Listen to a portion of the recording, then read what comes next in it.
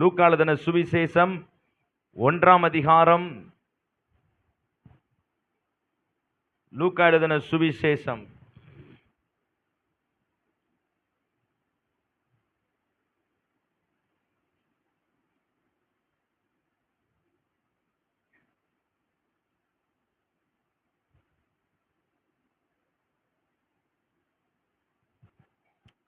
1ஆம் அதிகாரத்தை எடுத்துக்கொள்வோம். 27ஆம் வசனத்திலிருந்து 29ஆம் வசனம் வரைக்கும் நாம் பார்ப்போம். லூக்கா எழுதின சுவிசேஷம் 1ஆம் அதிகாரம் 27 தாவீதின் வம்சத்தானாகிய யோசேப்பு என்னும் நாமமுள்ள புருஷனுக்கு நியமிக்கப்பட்டிருந்த ஒரு கன்னியினிடத்திற்கு தேவனாலே அனுப்பப்பட்டான். அந்த கன்னியின் பெயர் மரியாள். அவள் இருந்த வீட்டில் தேவதூதன் பிரவேசித்து, கிருபை பெற்றவளே வாழ்க, கர்த்தர் உன்னுடனே இருக்கிறார், ஸ்திரீகளுக்குள்ளே நீ ஆசீர்வதிக்கப்பட்டவள் என்றான்.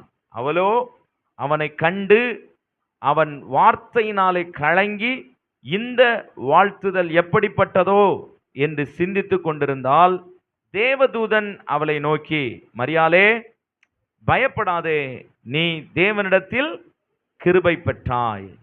கண்களை மூடி ஜெபிப்போம். எங்கள் அன்பின் ஆண்டவரே, இந்த அற்புதமான நல்ல காலை பொழுதுக்காய் நாங்கள் நன்றி செலுத்துகிறோம். ஆண்டவரே, உம்முடைய நல்ல சமூகம் எங்களை சந்தித்திருக்கிறது, உம்முடைய பிரசன்னம் எங்களை சந்தித்திருக்கிறது, உம்முடைய கிருபை எங்களை சந்தித்திருக்கிறது. உம்முடைய மகிமையான பிரசன்னத்தில் உம்முடைய வார்த்தையை கேட்கும் பொழுது எங்கள் வாழ்க்கை ஆசீர்வதிக்கப்பட்டதாய் மாறட்டும். உம்முடைய நல்ல சமூகத்தில் உம்முடைய வார்த்தையை கேட்கும் பொழுது இருதயங்கள் மறுரூபப்படும்படி நாங்கள் ஜெபிக்கிறோம். எல்லாருடைய சிந்தைகளையும் பரிசுத்த ஆவியானவர் ஒருமுகப்படுத்துவீராக. கிறிஸ்து இயேசுவுக்குள்ளாய் சிந்தைகளை சிறைபிடிக்கிறோம். அடியனோடு கர்த்தர் இடைப்பட்டு ஜனங்களை உயிர்ப்பிக்கும்படி நாங்கள் ஜெபிக்கிறோம். உம்முடைய நாமத்தை மகிமைப்படுத்தும்.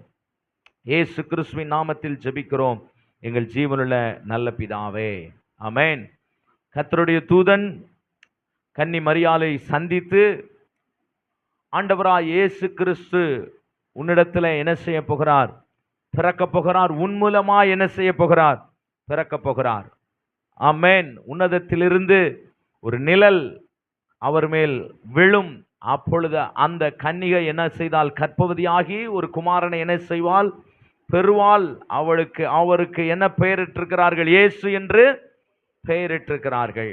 ஆகையினாலே இயேசு கிறிஸ்துவை சுமக்கிறதான, இயேசு கிறிஸ்துவை பிறப்பதற்கு தேவன் தெரிந்தெடுக்கப்பட்ட பாத்திரமாகிய மரியாளை தேவ தூதன் சந்தித்து சொல்லுகிற ஒரு வார்த்தை, மரியாளே பயப்படாதே, நீ தேவனிடத்தில் கிருபை பெற்றாள்.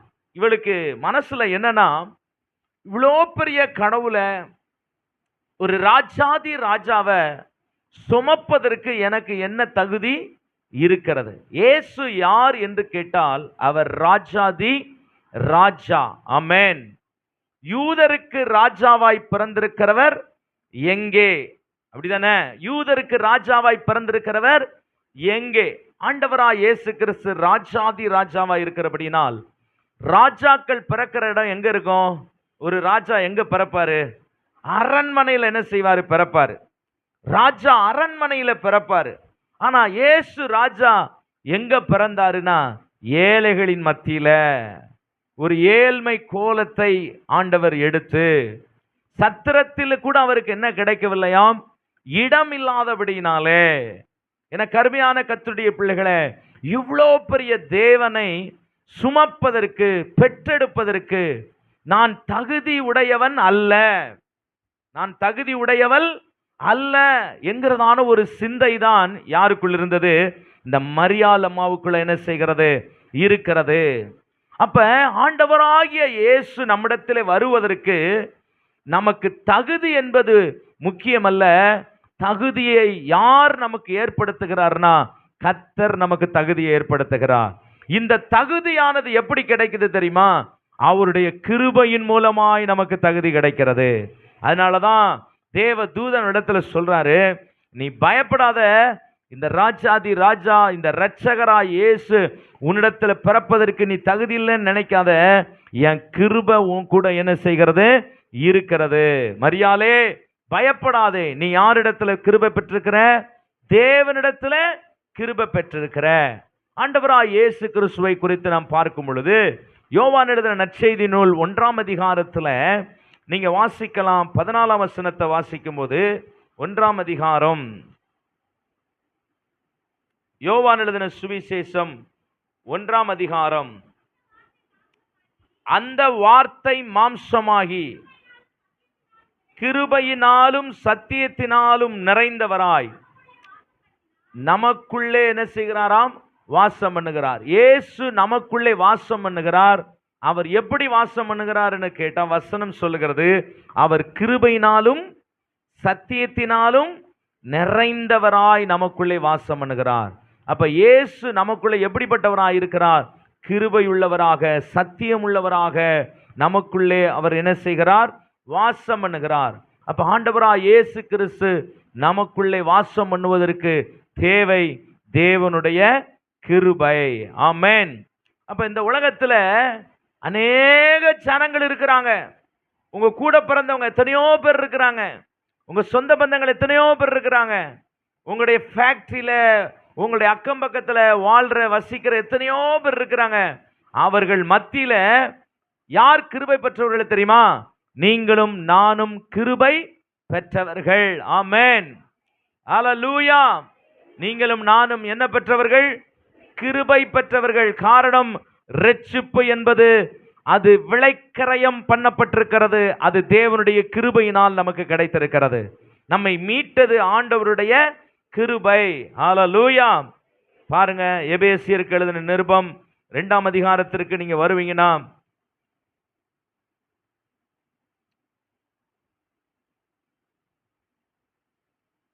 எபேசியருக்கு எழுதின நிருபத்துல நீங்க எடுத்துக்கொள்ளுங்க.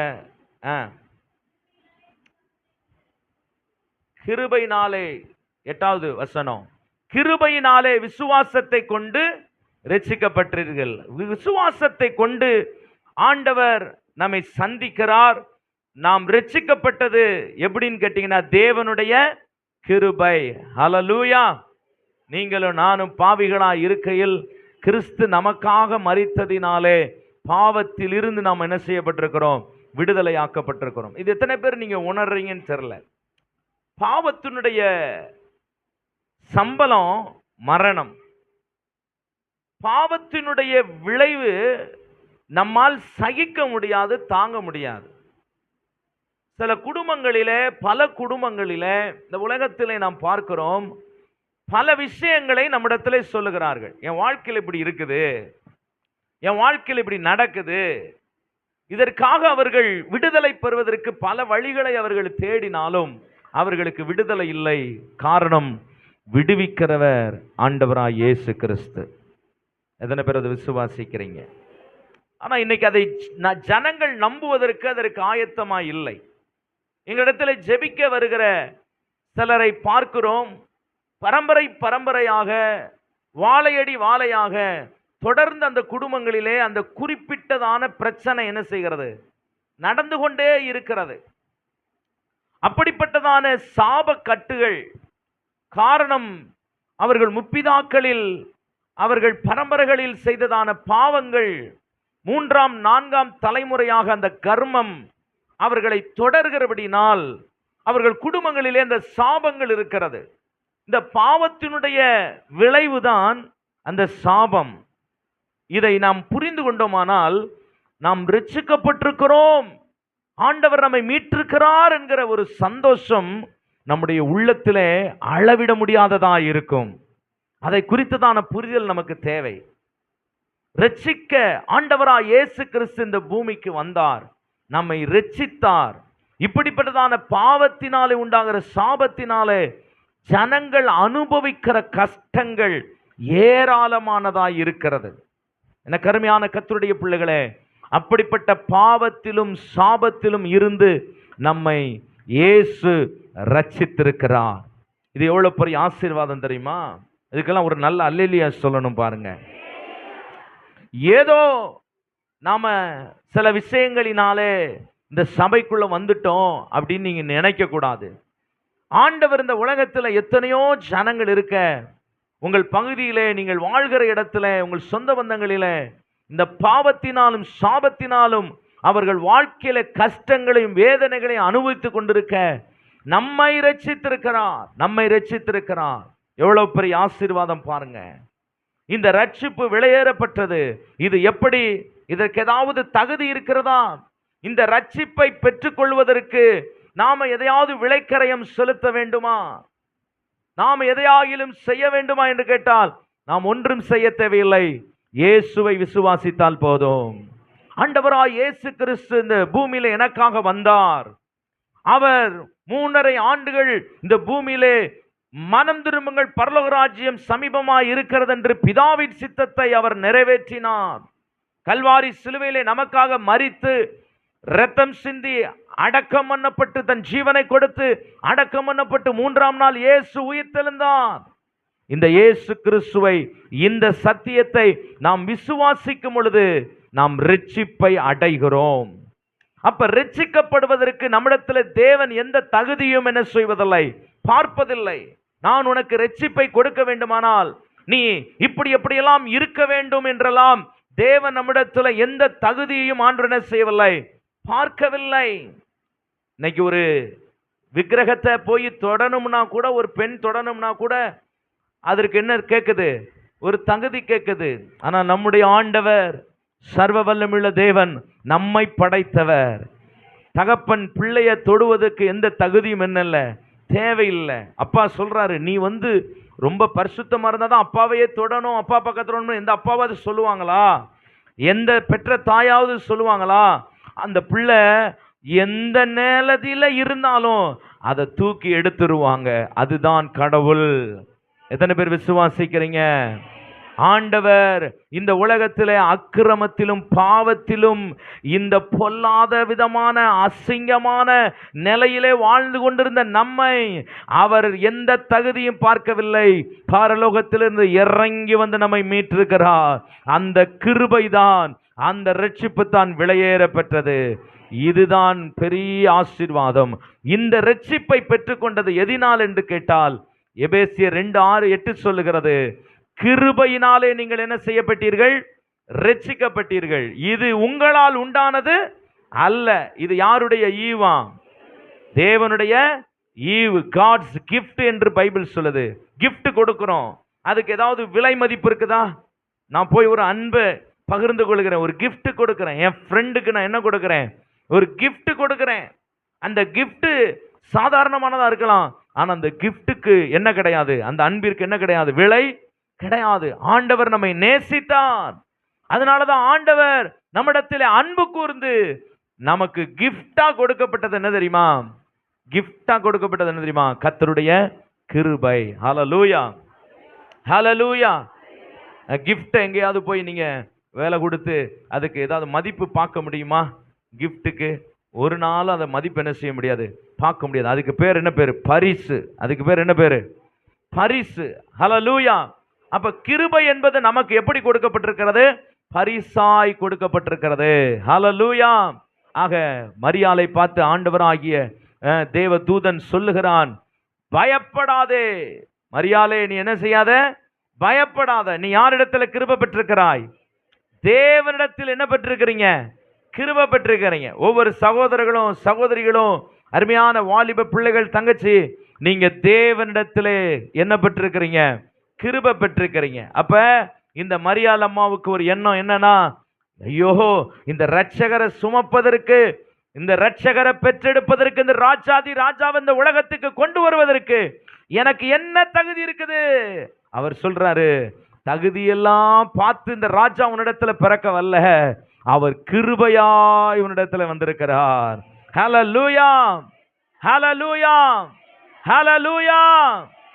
என்ன தவம் செய்தேனோ தெரியலையே, என்னில் இவ்வளவாய் அன்பு வைத்தீரே. என்ன தவம் செய்தேனோ தெரியலையே, என்னில் இவ்வளவாய் அன்பு வைத்தீரே.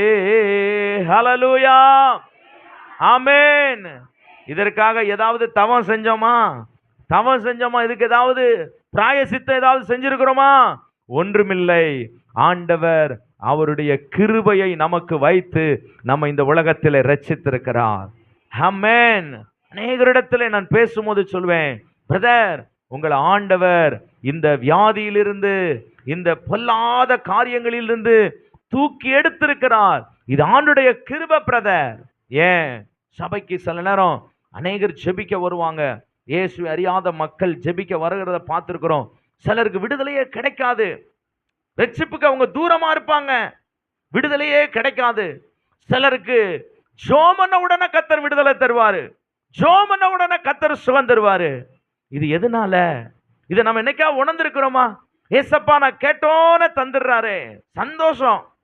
ஏசப்பா என்னுடைய காரியங்கள் எல்லாவற்றையும் வாய்க்க பண்ணிடுறாரு, சந்தோஷம். அந்த மகிழ்ச்சியை பெற்றுக்கொண்டு போயிடுறோம்.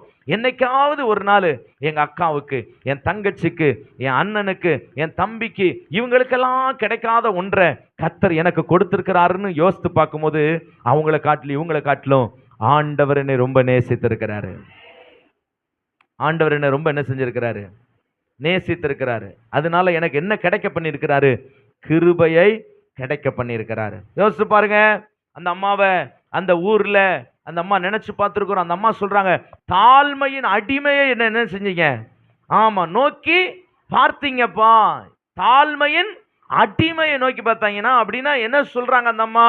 அந்த அம்மாவுடைய வாழ்க்கையை பத்தி அவங்க பேசுறாங்க. நான் என் ஊர்லயே ரொம்ப தாழ்மையான ஒரு ஆளு, எல்லாராலும் ஒதுக்கப்பட்ட ஒரு ஆளு, அடிமைன்னு வேற சொல்றாங்க. தாழ்மையின்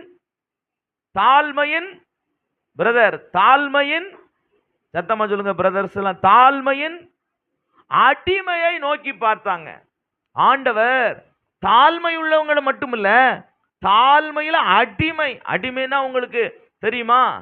அடிமைன்ற ஒரு வார்த்தை ரொம்ப பயங்கரமானது. பாருங்க, பார்வோனிடத்துல இஸ்ரவேல் ஜனங்கள் என்னவா இருந்தாங்க? அடிமைகளாய் இருந்தார்கள். பாபிலோன் தேசத்துல இஸ்ரவேல் ஜனங்கள் என்னவா இருந்தாங்க? அடிமைகளாக இருந்தார். அடிமை ஒரு நாய்க்கு கூட அடிச்சோம்னா, அதை அடிச்சோம்னா ஒரு நாயை கூட என்ன செய்வாங்களா? ஏன் நாயை அடிக்கிறேன்னு அந்த எஜமான் கேட்பானா? ஆனா ஒரு அடிமையை அடிச்சோம்னா அவனை கேட்கறதுக்கு கூட என்ன கிடையாதான்? 4 ஆளு கிடையாது. அப்படிப்பட்ட ஒரு நிலைமையில் இருக்கிறவங்க தான் என்னது? அடிமைகள். அடிமைகளுக்குன்ற ஒரு சட்டமே கிடையாது. அடிமைகளை நீங்க இப்படி நடத்தணும், அடிமைகளை நீங்க இப்படி பார்த்துக்கணும் ஒரு சட்டமே இந்த உலகத்துல கிடையாதான். அப்படிப்பட்டதான ஒரு வார்த்தை. அப்ப இந்த அம்மா சொல்றாங்க, தாழ்மையின் அடிமையை என்ன செய்தார்? கண்டெடுத்தார். ஆமென். அந்த ஊர்ல எத்தனையோ பணக்காரங்க இருந்திருக்கலாம். இந்த இந்த கிரைஸ் என்கிற பேபி அங்க பிறந்திருந்தா என்ன கிடைச்சிருக்கும்? அவங்களுக்கு நல்ல தங்க தொட்டில் கிடைச்சிருக்கும். ஆனா இவருக்கு என்ன இல்லை? சத்திரத்தில் என்ன கிடையாது? இடம் கிடையாது. ஒரு நல்ல பெரிய வீட்டில் பிறந்திருந்தா அவருக்கு ட்ரெஸ் எல்லாம் என்ன செஞ்சிருக்கும்? கிடைச்சிருக்கும். வாங்க என் கூட அப்படியே வாங்க பிரசங்கத்தில். அவருக்கு என்ன கிடைச்சிருக்கும்? ட்ரெஸ் எல்லாம் என்ன செஞ்சிருக்கிறோம்? கிடைச்சிருக்கும். ஆனா இவருக்கு என்ன கிடைச்சிச்சு சொல்லுங்க? கந்தை துணி. கந்தை துணி என்ன? தெரு ஓரங்கள அங்கன துணி கடந்திருக்கும். என்ன துணி கடந்திருக்கும்? அதெல்லாம் எடுத்து பிறக்கி அவருக்கு அந்த குளிர் தாங்கிறதுக்கு அந்த குழந்தைய அந்த துணியை வச்சு அணைச்சு அதை பாதுகாப்பாத குழந்தைய வச்சிருந்திருப்பாங்க. பாருங்க, யோசித்து பார்க்க முடியுதா உங்களால? எனக்கு அருமையான கர்த்தருடைய பிள்ளைகளை, உங்களால யோசித்து பார்க்க முடியுதா? ஆண்டவர் அப்படி ஒரு இடத்துல அவங்க செலக்ட் பண்ணதை அந்த அம்மா நினைச்சு பார்க்கறாங்க. ஒரு பெரிய பணக்கார வீட்டில் பிறந்திருந்தா எத்தனை பேர் ட்ரெஸ் எடுத்துட்டு வந்திருப்பாங்க? கலெக்டர் என்ன, டாக்டர்ஸ் என்ன, ராஜாக்கள் என்ன, பிரபுக்கள் என்ன, அத்தனை பேர் ட்ரெஸ் எடுத்துட்டு இருப்பாங்க. ஆனா அப்படிப்பட்ட ஒரு ராஜாதி ராஜா யாருடைய வாழ்க்கையில அவங்க கண்டெடுத்தாங்க அப்படின்னு கேட்டீங்கன்னா, பிறப்பதற்கு யாரை கண்டெடுத்தாங்கன்னு கேட்டீங்கன்னா, தாழ்மையின் அடிமையை கர்த்தர் என்ன செய்தாராம்? தெரிந்தெடுத்தார். நாம் ஆண்டவராய் இயேசு கிறிஸ்துவை ஏற்றுக்கொள்வதற்கு, இந்த விடுதலையை பெற்றுக்கொள்வதற்கு நம்ம என்ன புண்ணியம் பண்ணோம்? ஆண்டவர் நம்மளை தேடி வந்தார்ல, நம்முடைய வாழ்க்கையில வாசம் பண்ணினார்ல, நம்முடைய குடும்பத்துல நம்மளை வாசம் பண்ணார்ல. இன்னைக்கு கெத்தா கௌரவமா நல்ல ஒரு நிலையில ஒரு விடுதலை பெற்று தேவ சமாதானத்தோடு நம்பிக்கையோடு அவருடைய ஜெப வீட்டில் நம்ம உட்கார்ந்து இருக்கிறோமே. யோசித்து பாருங்க, ஆண்டவர் யாரை சபைக்குள்ளே கொண்டு வருகிறார்னா, பலவீனரை கொண்டு வருகிறார். ஆண்டவர் யாரை சபைக்குள்ளே கொண்டு வருகிறார்? இல்லாதவர்களை கொண்டு வருகிறார். ஆண்டவர் யாரை சபைக்குள்ளே கொண்டு வருகிறார்? தேவை உள்ள மக்களை, இந்த உலகத்திலே தன் வாழ்க்கையின் பல விஷயங்களிலே தேவைக்காக அலைந்து திரிந்து கொண்டிருக்கிற மக்களை, வாழ்க்கையில கஷ்டங்களின் கடினமான சூழ்நிலைகளிலே வழி தெரியாமல் திகைத்து கொண்டிருக்கிற மக்களை ஆண்டவர் தம்முடைய பிள்ளையாய் ஆண்டவர் தெரிந்தெடுக்கிறார். ஆண்டவர் தெரிந்தெடுப்பு ரொம்ப வித்தியாசமானது. ஆண்டவர் நம்மை அழைத்தது ரொம்ப வித்தியாசமானது. ஆண்டவர் இந்த உலகத்தில் எத்தனையோ ராஜாக்கள், பிரபுக்கள், அதிகாரிகள், மந்திரிகள், பெரிய பெரிய ஜாம்பவான்கள் எல்லாம் இருக்கும் பொழுது எளியவர்களாகிய, ஏழைகளாகிய, திக்கற்றவர்களாகிய, ஒன்றுமில்லாதவர்களாகிய நம்மை தேவன் தெரிந்தெடுத்தார். அல்லேலூயா சொல்லுங்க பார்க்கலாம். தெரிந்தெடுத்ததுக்கு அப்புறம் யார் நமக்குள்ள வாராருங்கன்னா ஆண்டவரா இயேசு கிறிஸ்து வருகிறார். மரியாளம்மா இயேசு கிறிஸ்து வர வரைக்கும் அந்த அம்மா யாருன்னு கேட்டீங்கன்னா தாழ்மையின் அடிமை.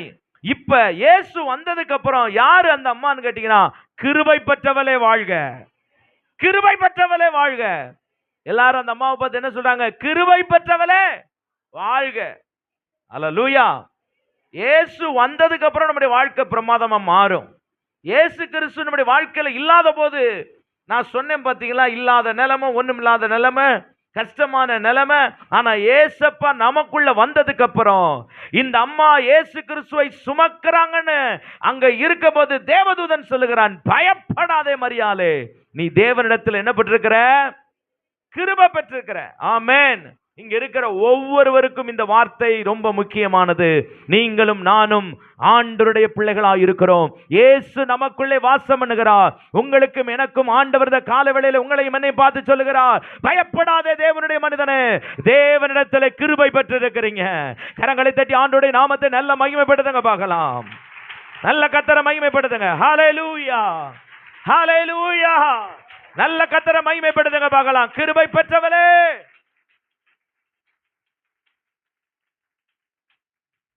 ஹல்லேலூயா, ஆமென். இந்த அம்மாவை கிருபை பெற்றவங்களாக மாற்றினது எதுன்னு கேட்டீங்கன்னா தாழ்மையின் அடிமையை கர்த்தர் யாரா மாற்றிருக்கிறாங்க? இப்ப கிருபை பெற்றவங்களா என்ன செஞ்சிருக்கிறாங்க? மாற்றி இருக்கிறாங்க. நான் சொல்றேன், பக்கத்தில் உங்களை பார்த்து கையை பிடிச்சு சொல்லுங்க, நீங்க ரொம்ப சீப்பா உங்களை நினைக்காதீங்க, நீங்க ஒரு கெத்தான ஆளுன்னு சொல்லுங்க பார்க்கலாம். நீங்க என்ன பார்த்து சொல்றீங்க? நான் ஏற்கனவே கெத்து தான். பக்கத்தில் உள்ளவங்களை உண்மையா நான் சொல்றதை நீங்க சொல்லுங்க, ஆசீர்வதிக்கப்படுவீங்க. இதை நான் டைம் பாஸுக்கு அவங்கள சொல்லல. பக்கத்தில் உள்ளவங்களை கையை பிடிச்சு நீங்க கிருபை பெற்றாலு, இதை கொஞ்சம் சவுண்ட் வைப்பா, மைக் கொஞ்சம் சவுண்ட், நீங்க கொஞ்சம் கிருபை பெற்றாலு. ஆமேனா? அல்லேலூயா.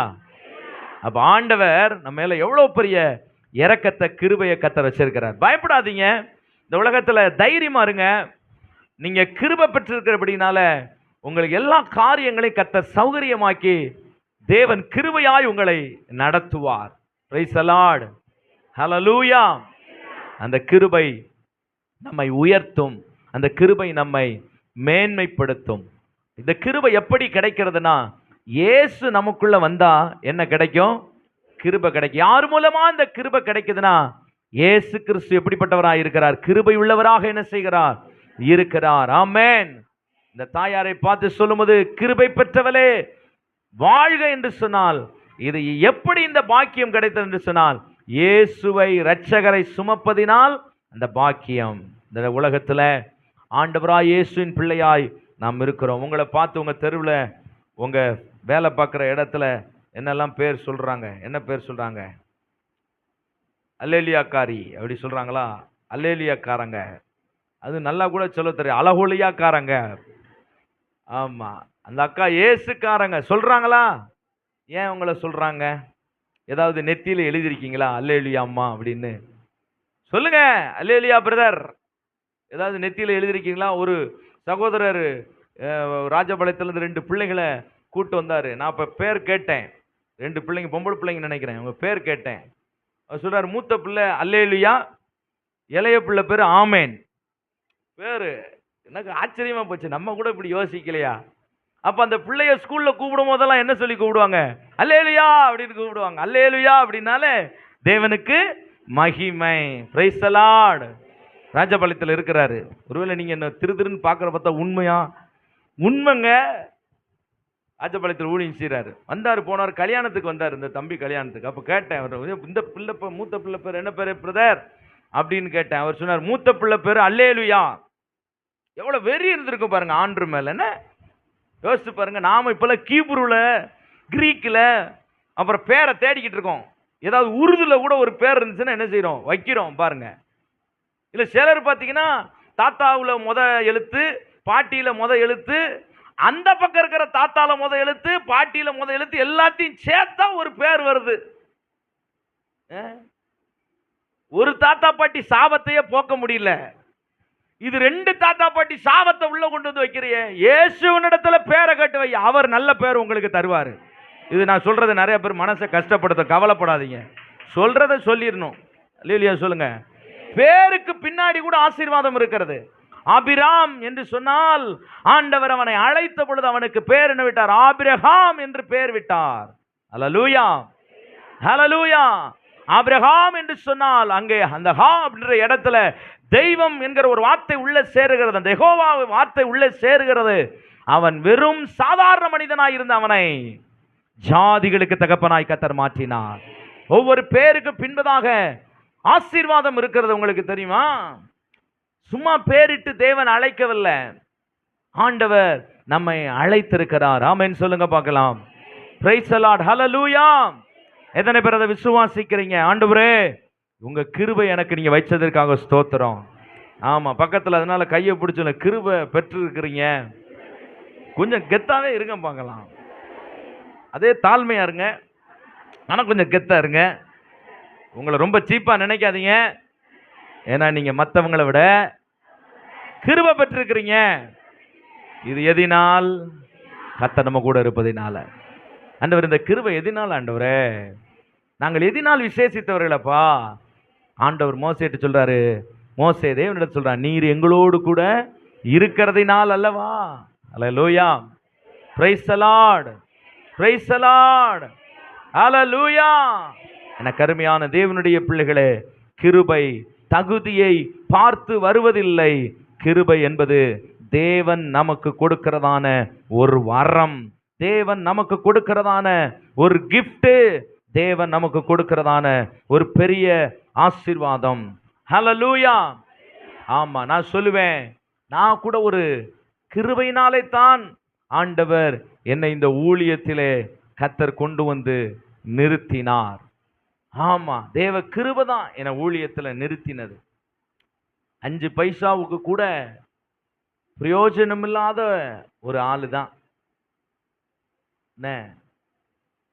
நீங்க 5 பைசாவுக்கு கூட பிரயோஜனம் இல்லாத ஆளு. நல்ல வேலை எல்லாம் செய்யற அளவுக்கு சரீரத்துல பலன் கிடையாது. என்ன உங்களையில சொன்னா கோச்சுக்குருவீங்கல்ல.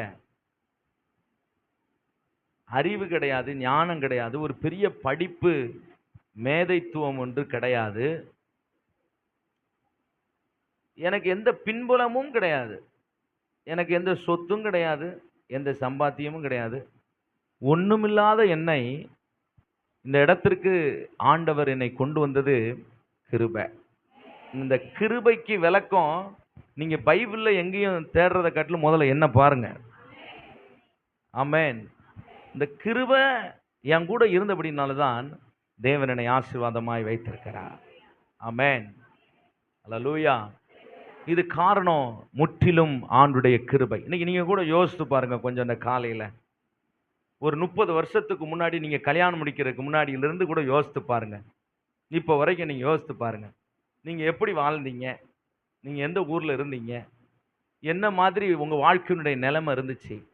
ஆனா இன்னைக்கு நீங்க யோசித்து பாருங்க, தேவன் உங்களை வைத்திருக்கிற நிலைமெல்லாம் இவ்வளவு தூரம் கர்த்தர் உங்களை கொண்டு வந்தது நம்முடைய திறமை அல்ல, நம்முடைய படிப்பு அல்ல, நம்முடைய பின்னணியம் ஒன்றும் இல்லை.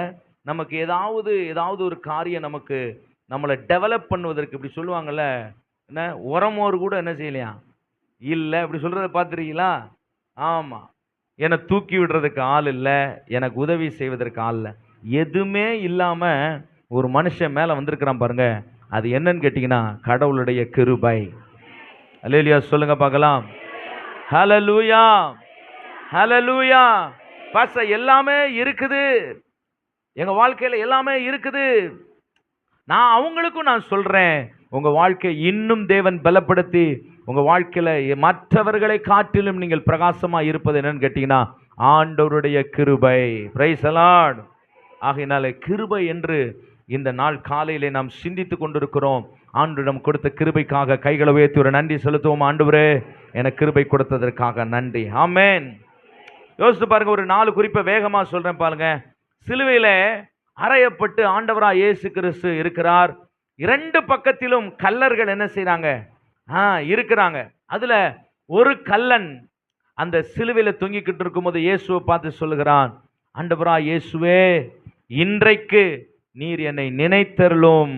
பரதேசிக்கு போகும்பொழுது இன்றைக்கு நீர் என்ன செய்யும்? என்னை நினைத்தருளும். ஆண்டவராய் இயேசு அவனை பார்த்து சொல்றார், இன்றைக்கு நீ என்னோடு கூட எங்க இருப்ப? பரதேசியில என்ன செய்வ? இருப்ப. ஆமென். கடைசி நேரம், சிலுவையில் அறையப்பட்ட அந்த கல்லனும் சாக போகிற நேரம், ஏதாகிலும் ஒரு நல்ல செயல் செய்வதற்கு கூட அவனுக்கு நேரம் இல்லை. கடந்த காலம் முழுவதும் இருக்கிற பாவத்தை கூட சொல்லி அறிக்கை செய்வதற்கு கூட அவனுக்கு நேரம் இல்லை. எதிர்காலம் எதுவும் இல்லை. ஆனால் அவன் சிலுவையில் அறையப்பட்ட அந்த கல்லன் சொல்லுகிறான், கர்த்தாவே, உம்முடைய ராஜ்யத்தில் வரும்பொழுது என்னை என்ன செய்தருங்க? நினைத்தருளுங்க. ஆண்டவர் அவனுக்கு சொன்னாரு, இன்றைக்கு நீ என்னோடு கூட எங்க இருப்ப? பரதேசில இருப்ப. பாதாளத்துக்கு போக வேண்டியவன், நரகத்துக்கு போக வேண்டியவன் அவன், கர்த்தாவே என்னை நினைத்தருளும், உம்முடைய ராஜ்யத்திற்கு என்னை நினைத்தருளும் என்று சொன்ன பொழுது அங்கே அந்த கல்லனை, ஒரு பாவியை நீதிமானாய் மாற்றி அவனும் பரதேசிக்கு போகிறதற்கான ஒரு பாக்கியத்தை கண்டடைந்ததற்கு காரணம் இயேசு அவனுக்கு கொடுத்ததான கிருபை. ஹல்லேலூயா. இதற்கு பேர் தாங்க கிருபை. நம்முடைய வாழ்க்கையில நம்ம யோசித்து பாருங்க. நம்முடைய வாழ்க்கையில கூட நம்ம கொஞ்சம் யோசித்து பார்ப்போமா? ஆண்டவரே, என் வாழ்க்கையில இந்த பாக்கியம், இந்த பரலோக பாக்கியம், இந்த நித்திய ஜீவன், இந்த தேவனிடத்திலே நான் வந்ததற்கு காரியம் என்ன? நான் ஏதாவது ஒரு புண்ணியம் செய்திருக்கிறேனா? இல்லாவது என்னுடைய வாழ்க்கையில ஏதாவது நன்மை இருக்கிறதா? ஒன்றுமில்லை. ஆண்டவரே என்று சொல்லி நாம் கர்த்தரை நோக்கி பார்த்தபடினால் தேவன் நமக்கு கிருபையை கர்த்தர் கொடுத்திருக்கிறார். ஹல்லேலூயா, ஹல்லேலூயா. இன்று நீ என்னுடனே பரதேசியிலே இருப்பாய். இது இந்த வெகுமதி எதனால் கேட்டீங்கன்னா ஆண்டவர் அவன் கொடுத்த கிருபை, ஆண்டவர் அவன் கொடுத்த அருள். ஆமென். இரண்டாவதாக நீங்க யோசித்து பாருங்க, விழுந்து போனவனை தூக்கும் கர்த்தருடைய கிருபை. பேதுருடைய வாழ்க்கையிலிருந்து ஒரு காரியத்தை நம்ம யோசித்து பார்ப்போம். 3.5 ஆண்டுகள் ஆண்டவராய் இயேசு கிறிஸ்துவோடு இந்த பேதுரு என்ன செய்கிறார்? இருக்கிறார். இயேசு கிறிஸ்துவோடு இருக்கிறார். இயேசு கிறிஸ்துவோடு ஊழியம் செய்கிற எல்லாத்தையும் பார்க்கிறார். அற்புதங்களை, அடையாளங்களை பார்க்கிறார். ஏராளமான ரகசியங்களை, வெளிப்பாடுகளை பெற்ற மனிதன். ஆனால் இவன் 3 முறை இயேசு கிறிஸ்துவை என்ன செய்கிறான்? மறுதலிக்கிறான். 3 முறை இயேசு கிறிஸ்துவை என்ன செய்கிறான்? மறுதலிக்கிறான். ஆனால் மறுதலிக்கப்பட்டதான இந்த பேதுருவை தான் ஆண்டவராய் இயேசு நேசித்தார். ஆமென். ஹல்லேலூயா. நாம் அப்படி யாரையாவது நேசிக்க நமக்கு மனசு வருமா? கண்டிப்பா என்ன செய்யாது? மனசு வராது. நீ யாருன்னே தெரியாது, உனக்கு எனக்கு என்ன கிடையாது, சம்பந்தம் இல்லை. இந்த மாதிரிலாம் நம்மளை குறித்து யாராவது பேசுனா நமக்கு அவங்க மூஞ்சிலேயே முழிக்க என்ன செய்யாது? விருப்பம் வராது. யாரு? கூட பிறந்தவங்க வாழ்க்கையில அப்படி இருக்கிறத நம்ம பார்க்கிறோம். பெற்றவர்களை வாழ்க்கையில அப்படி இருக்கிறத நம்ம என்ன செய்ய பார்க்கிறோம். ஆனா இயேசு கிறிஸ்துவோடு 3.5 ஆண்டுகள் இருந்தவன், அவன் சொல்லுகிறான், 3 முறை அவரை எனக்கு தெரியாது, அவர் கூட நான் இருந்ததில்லை என்று சொல்லி சபிக்கவும் சத்தியமனவும் தொடங்கினானாம். அப்படிப்பட்டதான ஒரு மறுதலித்ததான பேதுருவை, அந்த விழுந்து போன அந்த பேதுருவை ஆண்டவர் மறுபடியும் கர்த்தர் தூக்கினது எதனால் என்று கேட்டீங்கன்னா அவருடைய கிருபை. அவருடைய இரக்கங்களுக்கு முடிவே இல்லை. உங்கள் வாழ்க்கையில நீங்க அநேக தடவை நீங்கள் ஆண்டவராய் இயேசுவை பார்த்து இப்படிப்பட்ட வார்த்தைகளை சொல்லியிருக்கலாம். நாங்கள் அநேக விசுவாசிகளை சந்திக்கிறதினால் எங்களிடத்தில் சில விசுவாசிகள் சொல்லுகிறதை நாங்கள் கேட்டிருக்கிறோம். ஆண்டவர் எங்களை கைவிட்டுட்டாரு பிரதர். ஒரு பயங்கரமான பிரச்சனை வரும் பொழுது ஆண்டவரை மறுதலிக்கிற வார்த்தை பேசுகிறதை பார்த்திருக்கிறோம். எங்களுக்கு ஆண்டவர் உதவியே செய்யல பிரதர். நன்மை பெற்றவர்கள் ஆண்டவர் எங்களை கைவிட்டு விட்டார் பிரதர், இந்த ஒரு விஷயத்துல ஆண்டவர் எங்களை கைவிட்டு விட்டாரு. எங்களுக்கு அவங்க சொல்லும் போது அவ்வளவு வேதனையா இருக்கும், அவ்வளவு வேதனையா இருக்கும். அல்லேலூயா சொல்லுங்க பார்க்கலாம். அது விழுந்து போன நிலைமையில அவர்கள் இருக்கிறார்கள். இந்த மாதிரி எண்ணங்கள், இந்த மாதிரி வார்த்தைகள் எல்லாம் எதை குறிக்கிறது தெரியுமா? நம்மளை அறியாமலே நாம் விழுந்து போய் கிடக்கிறோம், விழுந்து போய் கிடக்கிறோம். அநேகர் சொல்றதை பார்த்துரும். கடன் பிரச்சனையில மாற்றவங்க வந்து சொல்லுவாங்க, ஆண்டவர் எப்படி ஆகிலும் இந்த காரியத்தை செஞ்சிருவார் நினைச்சோம், எங்களை கை விட்டுட்டாரு பிரதர், எங்களை கை விட்டுட்டாரு. இன்னும் நிறைய வார்த்தைகள்லாம் சொல்லுவாங்க. எனக்கு ஞாபகத்தில் வர மாட்டேங்குது. அடுத்த விட்டு எழுதி வச்சுட்டு தான் நான் வந்து சொல்லணும்னு நினைச்சிருக்கிறேன். ஜனங்கள் பேசுகிற வார்த்தைகளை எழுதி வச்சுட்டு, நன்மை பெற்றவர்கள், ஆசீர்வாதம் பெற்றவர்கள், விடுதலை பெற்றவர்கள், சுகம் பெற்றவர்கள், ஏராளமான அற்புதங்களை தேவனிடத்திலிருந்து பெற்றவர்கள், அவர்கள் படக்குன்னு அவங்க சொல்ற ஒரு வார்த்தை, ஆண்டவர் எங்களை கைவிட்டுட்டார் பிரதர், எங்களை மறந்துட்டார் பிரதர், எங்க குடும்பத்தை கர்த்தர் விட்டுட்டார் பிரதர், எங்களுக்கு யாருமே உதவி செய்யல, எங்களை யாருமே ஒத்தாசையா இல்லை. இந்த மாதிரி வார்த்தைகள் எல்லாம் சொல்றத பார்த்திருக்கிறோம். அவங்க தனிப்பட்ட விதத்தில் ஒருவேளை நீங்க சொல்லி இருக்கலாம். இந்த மாதிரி வார்த்தைகள் எல்லாம் நம்முடைய வாயிலே வருகிறது. ஆனால் அப்படிப்பட்ட மனிதனைத்தான் தேவன் நேசித்தார். இந்த கால வேளையில இந்த வார்த்தைகள் எல்லாம் சொன்னதற்காக நீங்கள் ஒரு நாள் கவலைப்படாதீங்க. கர்த்தர் உங்களை நேசிக்கிறார், கர்த்தர் உங்களை நேசிக்கிறார். உங்களை கைவிடவில்லை, உங்களை கர்த்தர் மறக்கவில்லை, உங்களை கர்த்தர் தூக்கி எறியவில்லை. விழுந்து போன பேதுருவை கர்த்தருடைய கரம் தூக்கினது எதுன்னு கேட்டீங்கன்னா ஆணுடைய கிருபை. இந்த காலையில கவலைப்பட்டு வந்திருக்கிறீங்களா, பாரத்தோடு வந்திருக்கிறீங்களோ, இந்த மாதிரி வார்த்தைகள் எல்லாம் நான் ஏசப்பா உங்களை குறித்து பேசிட்டேனே, என்ன செய்ய போறேன்னு நினைக்கிறீங்களா? கவலைப்படாதீங்க. நீங்க கிருபை பெற்ற ஒரு பாத்திரம், நீங்கள் கிருபை பெற்ற ஒரு பாத்திரம். இங்க இயேசு உங்களோடு கூட இருக்கிறார். அவர் சொல்லுகிறார், விழுந்து போன உன்னை தூக்கி எடுப்பது தேவனுடைய கிருபை. ஹல்லேலூயா. 3 முறை கேட்டார், 3 முறை கேட்டார், மறுதலித்தார். ஆனாலும் தேவன் அவரிடத்தில் கிருபையை கர்த்தர் காண்பித்தார். இவன் 3 முறை மறுதலித்ததுனால இயேசு கிறிஸ்து அவன்கிட்ட 3 முறை கேட்டாரு, நீ என்னை நேசிக்கிறாயா? எத்தனை தடவை கேட்டாரு? 3 முறை கேட்டார். மறுபடியும் நீ என்னை நேசிக்கிறாயா? மறுபடியும் 3வது தடவை கேட்டாரு, உண்மையா நீ என்ன நேசிக்கிற அப்படின்னு கேட்ட உடனே நமக்கே என்ன வருது? ஒரு டவுட் என்ன செய்யுது? வருது பாருங்க. நாம ஒருத்தர் ரொம்ப லவ் பண்றோம், யார? மனைவிய, கணவனை. திடீர்னு மனைவி வந்து, நீங்க உண்மையான லவ் பண்றீங்க அப்படி? ஆமா லவ் பண்றேன் அப்படின்றேன். மறுபடியும் அவ கேட்கிறா, உண்மையா என்ன நேசிக்கிறீங்களா அப்படின்னு கேட்கிறா. 3வது தடவை உண்மையாவா என்ன நீங்க நேசிக்கிறீங்கன்னா நமக்கே டவுட் வரும். என்ன அப்ப நமக்குள்ள 3வது முறை கேட்கும் போது உண்மையாவே ஒரு காரியம் இருக்கும். என்ன தெரியுமா? முன்ன போல நான் இப்ப என்ன செய்யல, நேசிக்கல அப்படின்றது உணர்வு என்ன செய்து வருது. ஏசப்பாவும் பேதுருவிடத்துல வந்து கேட்கிறார், உயிர்த்தெழுந்த இயேசு எல்லாத்தையும் இந்த பேதுரு போட்டுட்டு வலைய தூக்கிட்டு கடல்ல போய் மீன் பிடிக்க போயிட்டான், உண்மையா என்ன நேசிக்கிற? கடைசி அவன் சொல்லிட்டான், ஆண்டவரே எல்லாமே உமக்கு சரண்டர் ஆயிரம் ஆண்டவரே. நீங்க யோசித்து பாருங்க, நான் யோசித்து பாருங்க. நீங்க உண்மையா கர்த்தரை பக்கத்துல உங்களை பார்த்துங்க, இயேசு உண்மையா நேசிக்கிறீங்களான்னு கேளுங்க. இயேசு உண்மையா நேசிக்கிறீங்களா? சும்மா முகத்துக்கு கேளுங்க, இயேசுவை உண்மையா நேசிக்கிறீங்க? நீங்க உங்க மனசுல கையை வச்சு கேளுங்க, இயேசுவை உண்மையா நேசிக்கிறீங்க? உண்மையா எத்தனை பேர் இயேசுவை நேசிக்கிறீங்க? கையை இல்ல, உண்மையா நேசிக்கிறவங்க கை வைத்துங்க பார்ப்போம். உண்மையா நேசிக்கிறீங்களா? உண்மையா இல்லை, நான் கேட்குறேன், சத்தியமா இயேசுவை நீங்க நேசிக்கிறீங்களா? உண்மையா நேசிக்கிறீங்க? கை அரைக்கை குறைக்கையெல்லாம் கிடையாது. நான் உண்மையா கேட்குறேன், உண்மையா நேசிக்கிறீங்களா? பொய் சொல்லக்கூடாது. பொய் சொன்னீங்க சபையை விட்டு தாண்டும் போதே வியாதி வந்துடும். யோசித்து பாருங்க, ஆண்டவர் இந்த வருஷம் முழுவதும் நன்மை செய்திருக்கிறாரே. இந்த மாதிரி ஊழியங்கள், இந்த மாதிரி காரியங்கள் எல்லாம் உற்சாகமா இருக்கிற எந்த சூழ்நிலையும் அவர் அன்பினின்று என்னை காத்து கொள்வார். எந்த சூழ்நிலையும் அவர் அன்பினின்று என்னை காத்து கொள்வார்.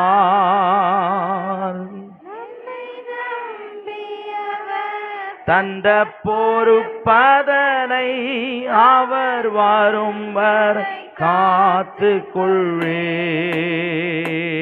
என்னை நம்பியவர் தன்